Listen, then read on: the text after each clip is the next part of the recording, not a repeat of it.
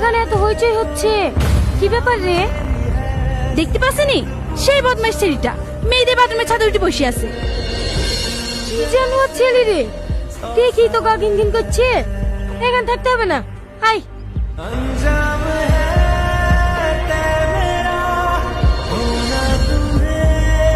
আপনি হলেন গ্রামের একজন বিশিষ্ট ব্যক্তি।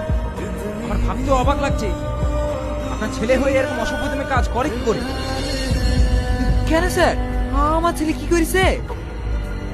আপনার ছেলে মেয়েদের বাথরুমের ছাদে উঠে থাক স্যার, আর বলতে হবে না, আমি সব বুঝতে পেরেছি। তুই এত নিচে নেমে গেছি, সবার সামনে আমার মাথা হেড করে দিলি, আমার মান সম্মানের কথা একটু ভাবলি না? আবার তোমরা সবাই ভুল ভাবছো, আমি তেমন কিছু করিনি। এই বাড়ি চ।